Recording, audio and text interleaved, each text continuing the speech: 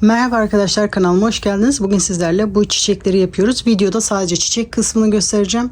Bunu istediğiniz alanlarda kullanabilirsiniz. Şimdi sizleri daha fazla bekletmeden yapım aşamasına geçebiliriz. Bunu koton iple yaptım. 4 mm tığ kullandım. Bu büyüklükte oldu. Bunu koton ip kullandım. Aynı bu ipten 2,5 mm tığla örünce bakın daha küçük oldu. Bunu da akrilik iple ördüm. Bunu da 4 mm ördüm. Bu da bundan birazcık daha büyük oldu. İpin bir tık kalın olduğu için. Bunu istediğiniz ipleri kullanabilirsiniz. Ben yaparken bu şekilde %100 koton ip kullandım. Runner'larda kullandığım koton bu. Şu anda videoda kullanacağım koton da bu. Bu bir tık daha yumuşak. Bunun büklümleri daha sık. Şimdi modele sihirli halka yaparak başlıyorum. Orta parmağımdan önden arkaya doğru doluyorum. Tığımı buradan geçirip ilmeği alıyorum. Bir zincir atarak halkamı oluşturuyorum. Şimdi bu ilk zincirim, ilk trabzan yerine 3 zincir yapıyorum.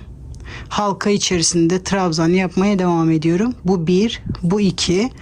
Toplamda 16 trabzan yapıyorum halka içerisinde.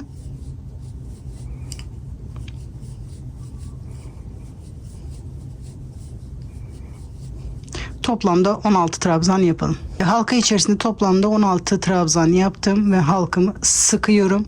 Zincirin tepesine batarak bu trabzanları birleştiriyoruz. Bu şekilde iz sürme yaparak sıramı birleştiriyorum. Şimdi ikinci sıraya geçebiliriz. Şimdi videoyu burada durdurarak videoma bir beğen ve yorum yaparak destek olursanız sevinirim arkadaşlar. Ben de bu şekilde emeklerimin karşılığını almış olurum. Şimdi ikinci sıraya zincir çekerek başlıyorum. Toplamda 8 zincir yapıyorum. 8 zincir tığıma doluyorum. Aşağıdan 1, 2, 3. zincire batarak bir trabzan yapıyorum. Tekrar tığıma doluyorum. Bu aynı battığım yere batarak bir trabzan yapıyorum.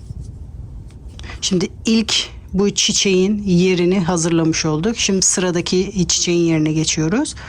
Bir trabzan tepesi atlıyoruz. Bakın şu anda bir tane trabzan burada gizlenmiş gibi görünüyor. Bakın bu trabzan tepesine batmıyorum. İkinciye batarak trabzan yapmaya başlıyorum. Şimdi şu kısmı yapıyoruz. Burada bu trabzan yerine zincir çekmiştik. Şimdi buradaki zinciri yapıyoruz. 5 zincir. Bu trabzanın tepesine batıyoruz. Ben şu şekilde iki teline batarak yapıyorum. Buraya batarak bir trabzan yapıyorum. Tekrar tığımı dolayarak aynı trabzan tepesinde bir trabzan yapıyorum. Şimdi ikinci çiçeğin yaprağı da hazır oldu. Şimdi sırasıyla bu şekilde yapıyoruz. Bir tane atlıyoruz. İkinciye batarak tekrar başlıyoruz. Bir trabzan, 5 zincir, tekrar trabzan tepesinde bir trabzan, aynı boşlukta bir trabzan yapıyoruz. Şu anda 3 tane yerimiz hazır. Bu şekilde sıra sonuna kadar yapalım. Sıra sonuna kadar geldim. Sonuncu yaprak yerinde yaptım. Bakın arada da bir trabzan tepesi var. Oraya batmıyoruz. Şimdi sıramı birleştiriyorum.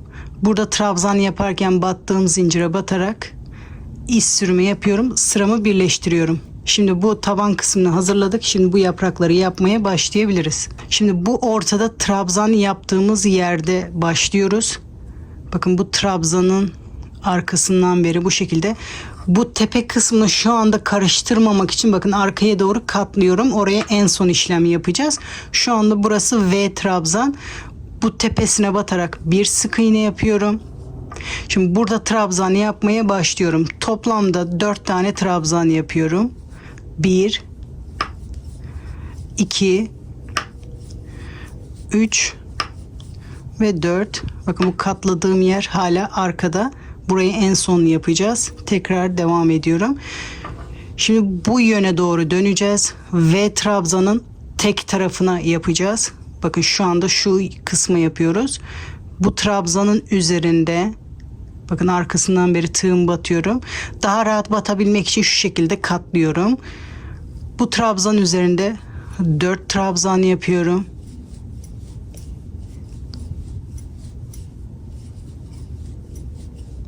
Şimdi tekrar dönüyorum.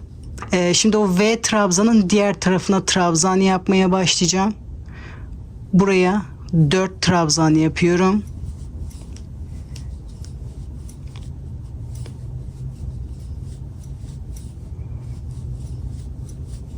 Şimdi o gösterdiğim V trabzanı yaptık.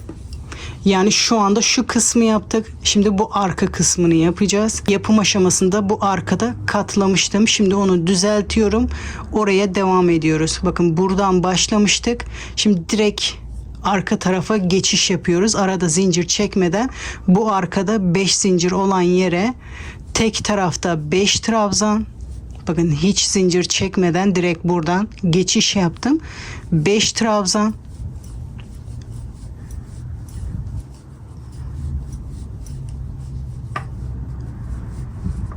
Yarısını yaptık. Şu anda bu pipirik kısmını, tomurcuk kısmını yapıyoruz. 3 zincir. Bu trabzanların tepesine batarak bir iz sürme yapıyorum. Şimdi diğer tarafı yapıyoruz. Diğer kalan tarafı 5 trabzan yapıyorum. Aynı boşluk içerisinde. 1 2 3 4 ve 5. Şimdi bir tane çiçeğin yaprağı bitmiş oldu. Şimdi bunu da bu arada iki trabzan arasında bir iz sürme yaparak yaprağı buraya sabitliyorum ki şu şekilde kıvrımı olsun diye. Direkt buraya başlamıyorum. Şimdi burada başladığım gibi tekrar ikinci yaprak kısmına başlıyorum. Bakın ilk önce şu ortadaki trabzana yapıyoruz. Orada bir sık iğne yapıyorum. Burayı tekrar arkaya doğru katlıyorum. Daha rahat çalışabilmek için. Bir sık iğne. Bakın bunu bir yere tutturmuyoruz. Sadece rahat çalışabilmek için katlıyorum. Bu trabzan üzerinde yapacağız. Bakın V şeklinde. İlk önce buraya, sonra buraya, en sonunda burayı yapıyoruz. Bu kısım bittikten sonra da arkaya. Şimdi burada 4 trabzan. 1 2 3 4. Bu arkaya katladığımız yere dikkat edin. Yaparken tutturmayın. Şimdi V'nin tek tarafına geçiyorum. Orada trabzan yapmaya başlıyorum. 4 trabzan. 1 2 3 ve 4. Şimdi diğer yöne doğru gidiyorum. Burada da 4 trabzan yapıyorum. 1 2 3 ve 4. Şimdi bu kısmı yaptık. Arka yaprak kısmını yapıyoruz. Şimdi bu katladığım yeri düzeltiyorum. Hiç zincir çekmeden bu yaptığım 5 zincire batarak 5 trabzan yapıyorum. Zincir içerisinde 5 trabzan. 4 5 3 zincir, tekrar bunun tepesine batarak bir iz sürme yapıyorum. Ortaya kadar geldim. Şimdi buranın diğer yarısını yapıyorum. Aynı zincir içerisinde 5 trabzan yapıyorum. 1 2 3 4 ve 5. Şimdi bu yaprağı bu arada tutturuyorum. Bir iz sürme yapıyorum. Burada tutturuyorum. İkinci yaprak da hazır olmuş oldu. Şimdi son bir yaprak daha yapalım. Buranın orta kısmında başlıyoruz. Bu trabzan yaptığım yerde bir sık iğne yaparak başlıyorum. Trabzan üzerinde 4 trabzan.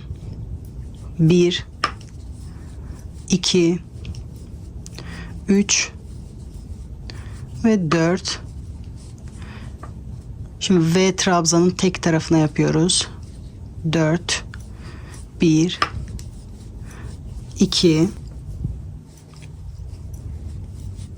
3 ve 4. Şimdi diğer yöne doğru dönüyoruz. V trabzanın diğer tarafına 1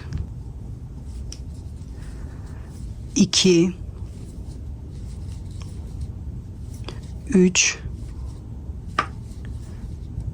ve 4 dönüyorum. Şimdi bu arkadaki 5 zincire batıyorum. Tek tarafta 5 trabzan. 1 2 3 4 ve 5. Şimdi bu tomurcuk kısmını yapıyoruz. 3 zincir, trabzanın tepesinde bir iz sürme. Şimdi diğer tarafa doğru 5 trabzan yapıyorum. 1 2 3 4 ve 5. Bu yaprağı da bu araya batarak bitiriyoruz. Bu yaprak kısımlarını da bu şekilde yapıyoruz. Şimdi sıra sonuna kadar toplamda 8 tane bu şekilde yaprak olacak. Aklınızda hala soru işareti varsa videoyu geri alarak tekrar baştan beri izleyebilirsiniz. Şimdi bunu sıra sonuna kadar yapalım.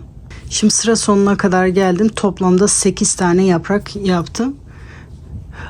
Normal çiçeklerde yaptığım gibi bu arada yaprağımı iz sürme yaparak birleştiriyorum. Bunu isterseniz bu şekilde kullanabilirsiniz yaprak yapmadan. Şimdi bu arkadaki yaprak kısımlarına geçiyoruz. Bu yaprak kısmını yapabilmek için de zincir çekmem gerekiyor. 3 zincir çekerek, bakın bu 5 zincir yaptığımız yerde, şu tomurcuğu yaptığım yerde, bakın bu zincire batarak sık iğne yapacağım arkadan beri. Bu yaprakların ortasına batmam gerekiyor. Şimdi bu yaprak kısmını yapıyoruz. Bunu yapabilmek için de zincir çekmemiz gerekiyor. Bu çiçekler bu yaprakların arasına denk gelmesi için şu anki yapacağım işlemi yapıyoruz. 3 zincir çektim. Tam bu çiçeğin ortasına batmam gerekiyor. Bu tomurcukları yaptığım o arada o zincire batıyoruz arkadan beri. Bakın burada tomurcukları yaptığım yerde zincire batarak bir sık iğne yapıyorum. Bu yaprak için değil, sadece ortaya gelebilmek için şu anda bunu yaptık. Şimdi yaprak için zincir çekmeye başlıyorum. 5 zincir, sıradaki yaprağın bu ortasına gelerek arkadan beri, bakın o tomurcuğu yaptığım yerde arkadan beri zincirin orada bir sık iğne yapıyorum. Bu zincir sayısını isteğe bağlı olarak 6 zincirde yapabilirsiniz eğer çok kasıyorsa. Ben 6 yapınca bu yapraklar çok bol oluyordu. O yüzden 5 zincir çektim. 5 zincir, sıradaki yaprağın, bakın tomurcuk yaptığım yerde arkadan beri zincire batıyorum. Bir sık iğne yapıyorum. Bu şekilde sıra sonuna kadar bütün yaprakların ortasına batarak arkadan beri bir sık iğne yapıyorum. 5 zincir. Bakın bu yapraklara arkadan beri boşlukta zincire bir sık iğne yapıyorum. Bu şekilde sıra sonuna kadar yapalım. Sıra sonuna kadar geldim. 5 zincir. Burada ilk yaptığım sık iğneye batarak bir iz sürme yapıyorum. Bir zincir çekerek ipimi kesiyorum. Sonra bunu arkada saklayabiliriz. Şimdi bu orta kısmı bitti. Yeşil kısmını, yani yaprak kısmını geçebiliriz. Burayı hangi renkle yapmak istiyorsanız o rengi elimize alıyoruz. Bir zincir. Şimdi bu arkadaki zincire batacağız. Bu sık iğne yaptığım yere batarak bir iz sürme yapıyorum. Boşlukta, bakın bu zincirin orada bir sık iğne. Hemen tekrar boşlukta bir çakma trabzan. Şimdi normal trabzan yapmaya devam ediyorum. 3 tane normal trabzan yapıyorum.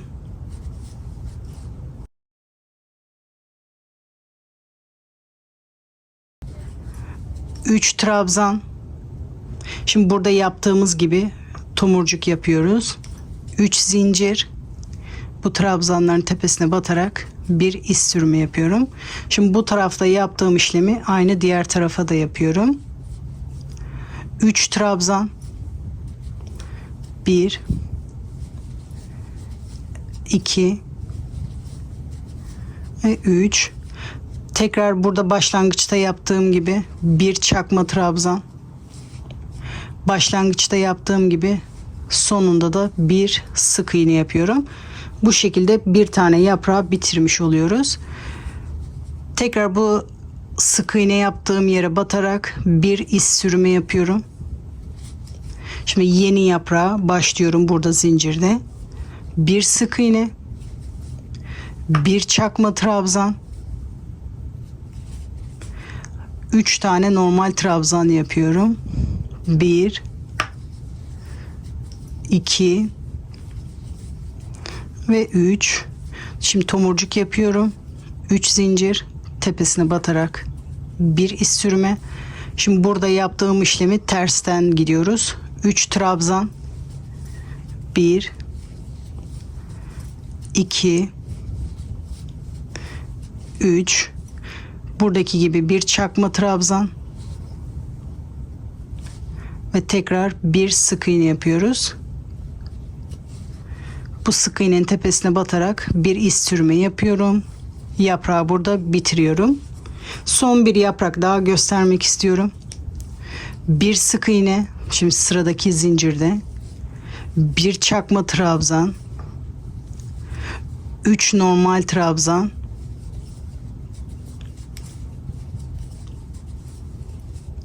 3 zincir, tekrar bu trabzanların tepesine batarak bir iz sürme. Şimdi yaprağın diğer tarafını yapıyoruz. 3 trabzan, bir çakma trabzan, bir sık iğne, buradaki sık iğnenin tepesine batarak bir iz sürme yapıyoruz. Şimdi bu şekilde bu çektiğimiz zincirlerin hepsine yapraklarımızı yapalım. Sıra sonuna kadar yapalım. Şimdi sıra sonuna kadar bütün yaprakları yaptım. Bu yaptığım ilk sık iğnenin tepesine batarak bir iz sürme yapıyorum. Bir zincir çekerek ipimi burada kesiyorum. Bu ipi de arkada saklıyoruz. Şimdi çiçeklerin bitmiş hali bu şekilde. Beyaz kısmına 14 metre, yeşil kısmına da 10 metre ip gitti. Şimdi bunu ben bu şekilde runner'da değerlendireceğim. Siz de istediğiniz yerde değerlendirebilirsiniz. Yastıkta, kıyafetlerde, runner'da, şu şekilde suplanın bir köşesinde buraya ekleyerek sadece şu kısmı dikerek tepesini açık bırakarak bu şekilde kaşıklık da yapabilirsiniz. Çatal, bıçak, kaşık buraya ekleyebilirsiniz. Şimdi ben bu kısımları burada göstermeyeceğim. Bunları istediğiniz gibi dikerek istediğiniz alanda kullanabilirsiniz. Beyaz kırmızı jüt kumaşla bu kırmızı da natural renkte çok güzel duruyor. Bunu renk renk istediğiniz renklerde yapabilirsiniz arkadaşlar. Şimdi çiçek yapılışı bu kadar. Bundan sonrası artık sizin zevkinize, hayal gücünüze bağlı olarak istediğiniz şekilde yapabilirsiniz. Bu runner'ların yapılışını da mandala motif runner'ların yapılışına bakabilirsiniz. Kısaca göstermek istersek şu şekilde ilk önce 1 santimden katladım. Sonra 3 santimden ya da 2 santimden tekrar katlayarak şu şekilde elimde iş yaptım. Bu kenar detayı ekledim. İsterseniz makinesi olmayanlar bu şekilde yapabilir. Makineniz varsa direkt katlayıp bu şekilde de dikebilirsiniz. Bunu makineyle dikmiştim.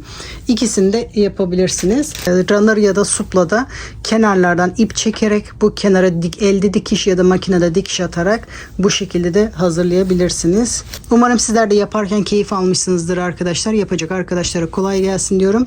Videolara beğen ve yorum yapmadan geçmeyelim arkadaşlar. Sizlerin desteklerinize ihtiyacımız var. Sıradaki videolarda görüşmek üzere.